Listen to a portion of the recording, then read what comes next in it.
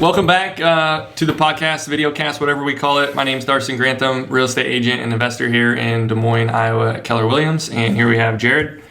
Jared Huseman here, president of the Catalyst team, part of KB Commercial Realty. We're investment specialist of multifamily apartments across the state of Iowa. As always, we're back talking real estate. Darson hits it with the single family investment hat on. If he's not wearing a hat today, he will be soon. And I hit it with the multifamily apartment hat on, which I don't wear hats.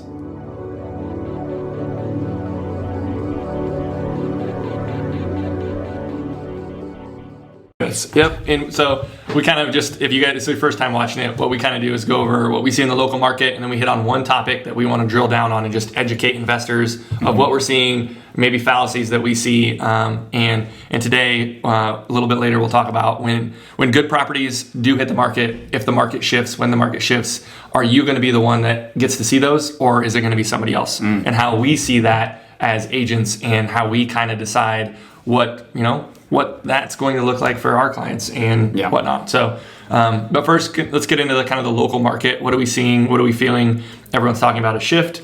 I'll start. I'll let you think about that. I'll start.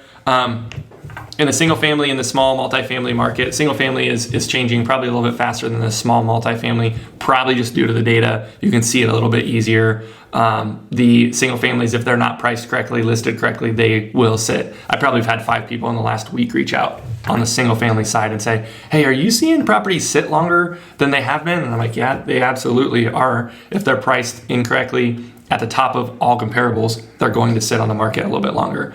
On the small multifamily side, we've had 2 high-end duplexes sell that the numbers were below the 1% rule, but they were nice properties, and they sold within 3 days on different sides of town. And those are $300,000 and $400,000 duplexes. So super nice properties, but just a different type of product that went out the window real quick. Yeah, I would say to that point as well. I think we're seeing houses on the market, like we talked before, for single family for 3 or 4 days, but let's understand that's still not like we're going downturn. I had this conversation 2 or 3 times in the last 3 days.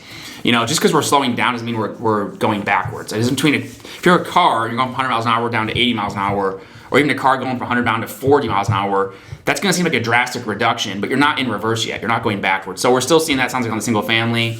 Honest to God, multifamily, small multifamily, we're really not seeing much of any issues right now. What we're seeing is still a lot of investors are going, you know what, we can still find deals. We still have a lot of cash on hand, or they're honestly watching the stock market. Stock market's dropping right now. People are pulling money out, putting it into the duplexes, the 4plexes, 8plexes.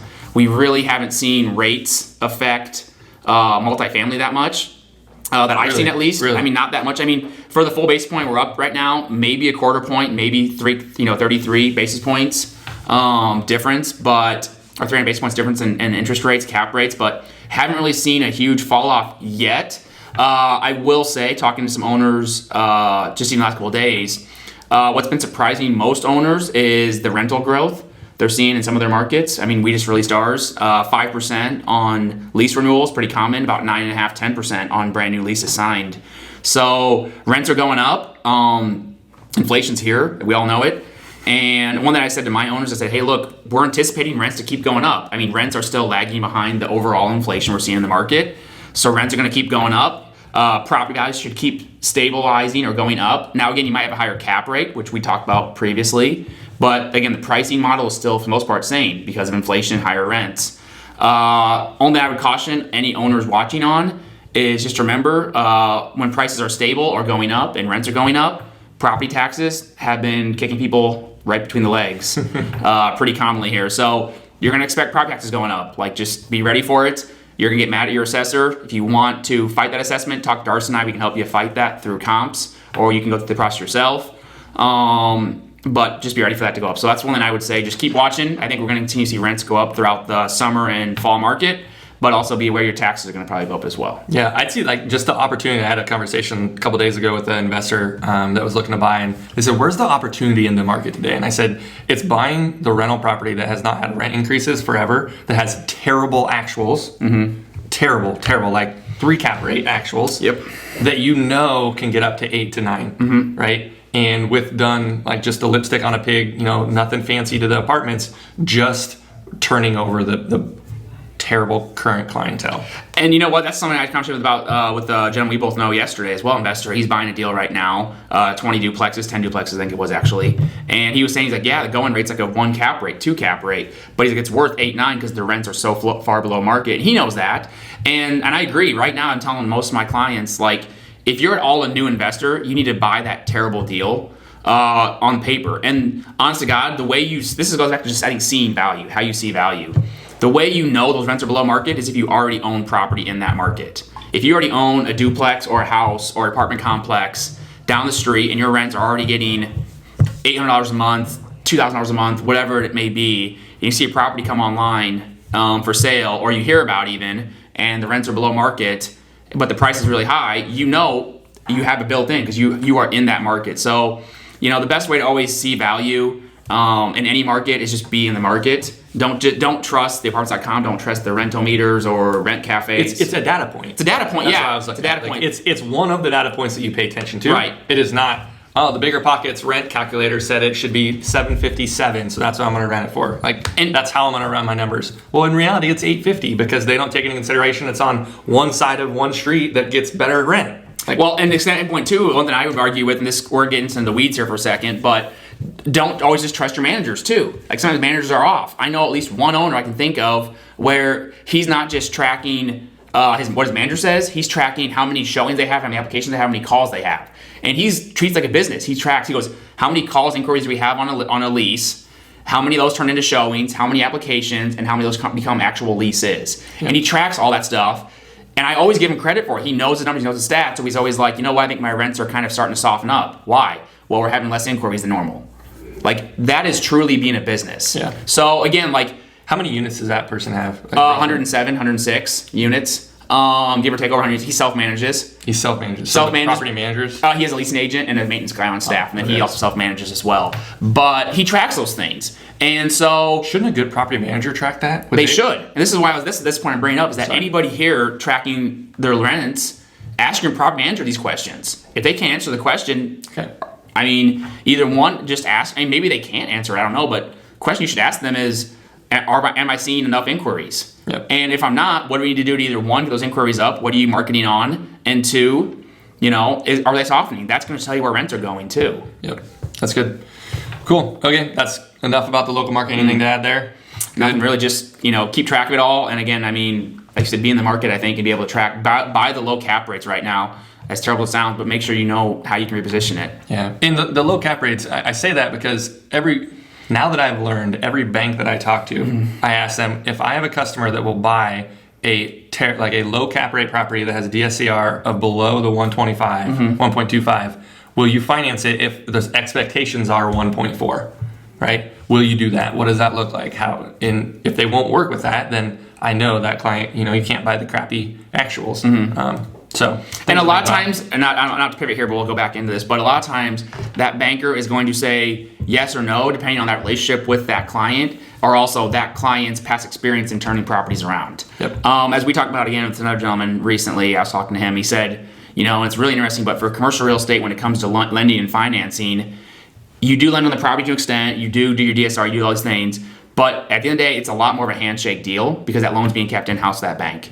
And it's a lot more about the relationship and who do we trust to run this property. If it's not a smoking hot deal. Yes. Yeah. So understand that banks, if they will underwrite at low DSRs or whatever it is, if they think that you are a good operator of properties. It's just how it is. So again, this is not based on your job and your credit score like it would be residential. If you're an investor that knows how to operate, run properties, you can get deals done with your lender that other people can't. I just talked to a lender that said if they have no experience but they have a really good W-2 job, we're willing to loan on it, right? So that, I mean, there's so many variables that go into that. Right. My answer to that is one of the things that new investors their struggle with is they don't talk to enough bankers and loan officers.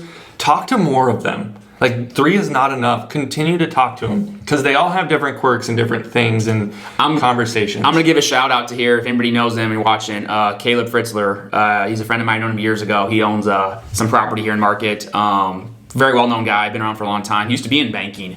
And he taught me this years ago. He always said, Caleb, he goes, just remember, he was giving a presentation. He goes, not all banks are created equal. And he goes, be willing to talk to a lot of banks because banks, especially for commercial real estate and investment real estate, sometimes they love multifamily, sometimes they love houses, sometimes they love retail, sometimes they love office. Depends on the quarter. Yeah, it depends literally, and sometimes they max out their lending caps as well. Like what time of year you talk to them also matters too, because they might be flux with cash or deposits. But you got to talk to a lot of bankers when you're in this business, because again, it just changes. Yep. It really does. I mean, and it's good to have one lender you trust sometimes too, but it's always good to have multiple. Yeah. Yep. Okay, so let's dig into the general topic that we had today. And this came from Jared said, hey, I had a conversation the other day. He goes, when the market shifts, who gets the good properties when they get listed? Right. Do they get listed? Are they pocket deals? What does that look like? So I'll hand this off to you and then I'll comment. Yeah, so I guess this is just a topic where again, back to working with buyers a lot. I have this conversation quite a bit, and to each his own, but I have a lot of clients call me up and say, or I call them up either way, and they say, I'm in the market, but I'm not buying anything right now. It's just too hot. I'm going to buy when the market softens, when the market goes dip. Okay, my first question is what's a dip? Is it 10%? Is it 5%? And most of the time, they're trying to wait for that 07, 08, that 15-year, just that huge market drop. And I applaud people who want to wait for that. I understand that. My perspective always is when those deals really are happening, even in the downturn, those people are usually not the ones I, as the agent, am going to call. Because at those points, I'm going to make a baseball analogy here. If someone is never taking an at-bat, if they're sitting on the bench... Not even never, just not continually. Yeah, exactly. Like, it doesn't mean, like, it could be someone that invested in 2010, right, that stopped buying because the market was always going to crash. Right. Yeah, I mean, that's a good point. And there's a variable, I think, term of what's at-bat, what's taking a swing. But if someone said in 2013 or 14, hey, the market's going up and it's just overpriced and I'm never buying right now because it's overpriced, 5 years into that, and they said they're still waiting right now, 10 years later, which we've seen so much appreciation, and they're still not taking swings, taking at-bats. You know what? I applaud that. I applaud you want to wait, and I understand there's a lot of money to be made in that. But when these great deals come, as me as the agent who is interconnected to the market, I'm going to call the ones that have been taking bats. I mean, even if they've been striking out, missing, and not getting deals, I'm still going to call the ones that are hitting the singles, that are hitting the doubles, that are at least taking swings at the market. So I always encourage anybody that if you really want to be a true investor as a business, not a hobby, and you really want to be making money in this, you've got to once in a while just take at-bats. Yep.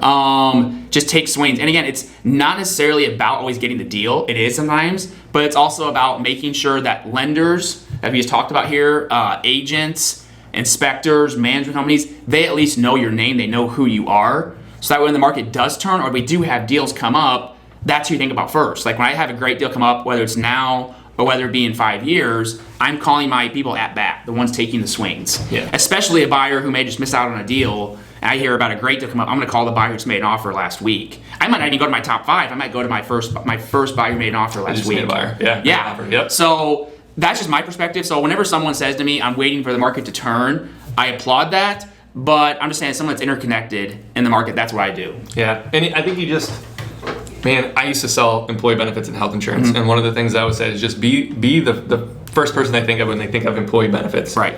That was a lot easier to do than being a realtor when everyone knows a realtor. But it's just being front of mind, right? And if Jared or I call you every quarter and you're like, nope, not interested, market's too hot, nope, not interested, market's too hot, nope, not interested, market's too hot. Like when the deal comes up that we're like, oh, this is really good, you're not going to be first of mind, right? It's going to be who we did the last deal with, who we wrote the last offer with, maybe who just jumped on a Zoom call and reached out and said, hey, I want to pick your brain about the market, right? Yep. You reaching out to us is even more. Maybe even that's a good thing to think about. I encourage actually a lot of buyers. I said, honest to God, if you really want to be on my top list, you need to reach out to me. Because at the end of the day, if I really boil down what a real estate agent is we're connectors, and we talk with a lot of people. I mean, hundreds of people a week sometimes. And I'm not trying to toot our home, but good agents like ourselves do. I was just going to say good agents. Yeah, a good agent is a connector. If I'm doing nothing, then it's a different story. But if I'm a good agent, I'm connecting with so many people that, in all honesty, I need you to reach out to me once in a while. I told my clients to reach out to me because then I'm going to think of you more often.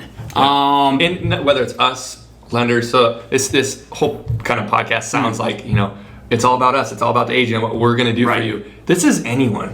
Well, this goes back to what I was going to say here, is that I would give this advice, if you are one of those investors who says, I am going to wait for deals, totally respect that. I want deals too. You want deals. We all want to buy. I want to buy in 2007 again too. I'll back the truck up and invest wherever I can. with that being said, if you are going to wait, and I applaud that, you need to, I'm going to use a weird analogy, but you need to create your own spider web then of connections. So if you're going to wait, then you yourself need to at least every quarter be reaching out yourself to your own banker, to your own managers, to your own agents, just saying, hey, what are you seeing? Hey, what are you seeing? So again, if you're not going to rely on the agents or the lenders, because some lenders can do this really well as well, and management companies, if you're not going to rely on your connectors, your power team, again, your power team, your accountant, your manager, your agent, attorney, whatever it is, if you are not going to rely on your agents to work for you, then you need to become basically your own agent and create your own web and network of people who are always thinking of you as an investor. Yeah. So you need to constantly talk to your banker, your attorney, your agent as well, and you need to do that job of reaching out instead of relying on us to reach out. Does that make sense? Yeah. Yep, it does. I don't have anything to add to that. Yeah. Like, that's it. That's. I mean, it's just what I mean. It's simple. I mean, at the end of the day, if we boil business down in real estate, and any real business really, it's relationship business. I don't care almost what it is. It's always about relationships, and it's always about building that relationship, that connection. Whether that be us as agents with our clients, or with our vendors, or you as an owner, you have to build relationships up with people in the business. And I think that's the key that we need to always keep remembering, is that, back to what I said earlier, if deals happen, you're sitting on the sidelines and you're just not making offers, or I mean, I had a few calls previous. Clients were saying, hey, think of me when the deal comes, but I'm not looking to buy right now. Yeah. I hear that a lot too. And it's like, guys, unless you start taking some at-bats or at swings, even if you say to me, did you see 123 Main Street get listed? At least then I know you're watching the market. At least then I know you're at least looking. But if all you say to me is, I'm looking to buy, just keep me in mind for a deal, I've got 300 people, 600 people that all say the same thing to me on a daily basis. Yeah. So again, that's all I would say is encourage people, is that if you are looking for deals, I applaud you. I understand it, but just again, take some swings, take some at bats. Again, be willing to, or flip side, at least be willing to reach out and create your own network, and at least be that. I maybe I say this weird way. Say be that coach that's constantly watching on the sideline, that's watching every little detail and constantly interacting with the players, or that reporter. Maybe the reporter's waiting for it. Be that reporter. I would even encourage folks to do that with other investors that they know, right? So not only with your agents and lenders. I'm just trying to think of like what else to add to that. Call the lenders, or not lenders. Call investors. The other investors. And hey, have you had any rental turnover? What does it look like? What are you seeing? Have you, how's your tenants doing or property doing? Any inspection issues? Be in the know so that you have this might just turn around and just be all about networking and whatnot, but just be in the know. Right. Well, and that's actually funny you say that, because I will say at least one deal I know of recently is, and this happens a lot actually in the Des Moines market, is we're a small market. Owners know other owners. And there are at least a handful of deals I would say every year that get done owner to owner direct without any agent involved. And it surprises all of us because no one knew it. And it was usually some owner who knew another owner. They just called and said, hey, you know what? Now it's time to sell. And they just were in the know. They were talking to us. Usually it's neighbors a lot of times. Neighbor ownership. Neighbor ownerships. And neighbors all talk to each other. Hey, what are you seeing for rents? Hey, don't rent this guy. Hey, my tenant's being this or that. And they get together and then, hey, I want to sell now. And the time comes. Yep. And that's, honest to God, where some of the best deals I've seen happen is when an owner says, you know what, I'm tired. I'm throwing in the towel. I'm done. I'm retiring. Yep. This owner next to me has been wanting this property for years. You're getting it. Yep. So I agree. That reminds me. I should call the owner, the neighbors, all my properties. I never thought about that. There's a duplex right by one of the properties I own that I would buy that in a heartbeat. Yeah. So, set up a relationship with those people, I think. Cool. Okay, well, we'll wrap this up. Unless you have anything to add, I'll start with you. Where can we find more about you? As always, thanks for that. Reach out to us. Jared Huseman, you can just Google me, Jared Husmann. Or you can just find us on Catalyst Team, KATALYST, catalystteam.com. Cool. Yep. And you can reach out to us. Shoot me an email. Go to the website. We have an event coming up here, second quarter. End of second quarter. It's going to be, we're going to have a lender on, and we're going to talk about adjustable rate mortgages, and just how those how those products can work for investors and how they aren't the scariest thing in the world. And quite frankly, they're a really good tool to consider getting ahead of the competition, if you will, because there's a lot of investors that won't be using them. So it's funny you say that, because I mean, if you look at most commercial deals, commercial lending is all based on actually unofficially ARMs. Yep. Because they almost always do 25, 30-year amortizations with 5, 7, 10-year balloons. Yep. So every commercial loan is actually an ARM, just another term. So it's funny you say that, because a lot of people that buy in the 2, 3, 4plexes are a little scared of that, because you have the residential buying mentality, and in reality, it's an opportunity. It's a really good tool because although you want to own your property for 30 years, I thought when I started buying, I was going to own all my properties for 30 years. I realized real quick, I'm not owning these things for 30 years. Like I've owned them for 5 and I'm over them. I'm like, I will sell the next 10 years. There's no question. Average investor owns property between 5 and 7 years. Yeah. So anyway, gonna do a podcast and a interview on that topic to just dig deep into adjustable rate mortgages and what those products can and might look like. So cool. Reach out and we'll see you on the next episode. We'll release it next week. Thanks. All right. Thanks, guys. Bye.